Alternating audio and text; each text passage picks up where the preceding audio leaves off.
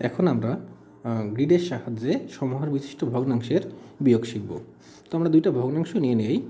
একটা আমাদের 3/4 মাইনাস 1/4, দুটি সমাহার বিশিষ্ট প্রকৃত ভগ্নাংশ। তাহলে প্রথমেই আমরা এটাকে গ্রিডের সাহায্যে প্রকাশ করব। আমরা প্রথম ভিডিওতে দেখেছি যে এটাকে আমরা আনুভূমিক বরাবর নিতে পারি অথবা উলম্ব বরাবর নিতে পারি। তাহলে প্রথমটাকে যদি প্রথম যে ভগ্নাংশ আছে আমাদের, তাহলে ভাগ করব আমরা কটা, এটাকে আনুভূমিক বরাবর 4টা ভাগে ভাগ করব। এর মধ্যে আমাদের রং করতে হবে 4-এর মধ্যে 3।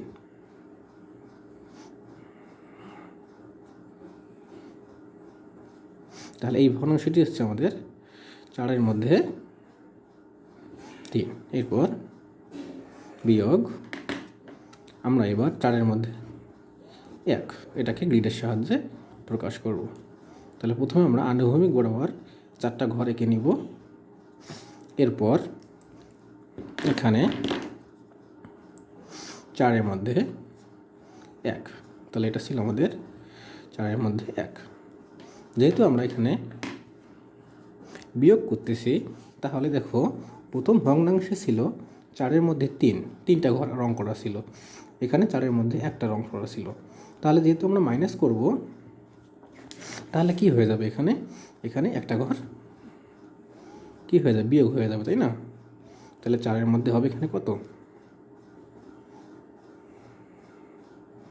4-এর মধ্যে হবে আমাদের 4-এর মধ্যে 2, কারণ হচ্ছে, তাহলে এটা হচ্ছে 4-এর মধ্যে 2, বা এটাকে আমরা যদি লঘিষ্ঠ আকারে প্রকাশ করি তাহলে হবে 1/2।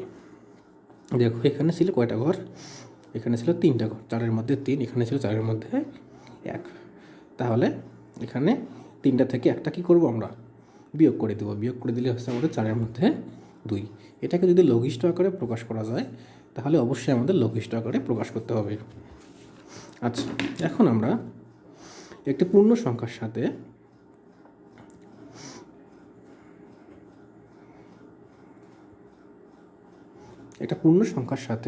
একটি প্রকৃত ভগ্নাংশের বিয়োগ করব। আমরা যেহেতু সমহার বিশিষ্ট ভগ্নাংশগুলোর বিয়োগ শিখতেছি, তাহলে এটাকে অবশ্যই সমহার করে নেব। তাহলে আমরা প্রথম ভিডিওতে দেখেছিলাম যে কীভাবে এটাকে সমহার করতে পারি। যেহেতু হর এখানে 3 আছে, তাই চাইলে এটাকে আমরা 3/3 আকারে প্রকাশ করতে পারি। ঠিক আছে? আচ্ছা, মাইনাস 1/3।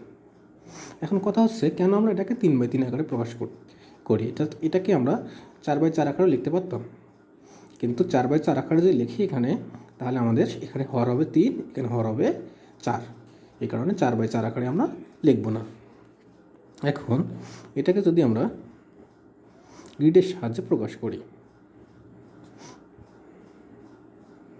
তাহলে 3-এর মধ্যে হচ্ছে আমাদের 3-এর মধ্যে 3,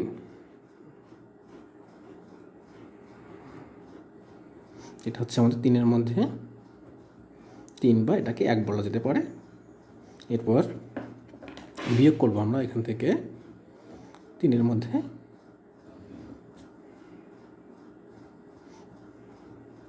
3-এর মধ্যে আমরা এখান থেকে 1 বিয়োগ করে দিব। তাহলে এই ভগ্নাংশটা হচ্ছে আমাদের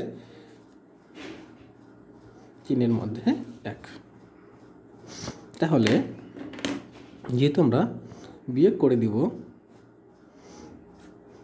তাহলে দেখি আমাদের আনুভূমিক বরাবর আমরা 3টা ঘর এঁকে নিচ্ছি। এখানে ছিল 3টা ঘর আমাদের রং করা ছিল, এখানে কয়টা ঘর রং করা ছিল, 3-এর মধ্যে 1। তাহলে 3 থেকে যদি আমরা 1 বিয়োগ করে দেই, থাকতেছে কত, আমাদের থাকতেছে হচ্ছে 3-এর মধ্যে 2। তাহলে আমাদের 3-এর মধ্যে 2, বোঝা গেছে বিষয়টা? আচ্ছা, তাহলে এটাই ছিল আমাদের গ্রিডের সাহায্যে সমহার বিশিষ্ট ভগ্নাংশের বিয়োগ। ধন্যবাদ।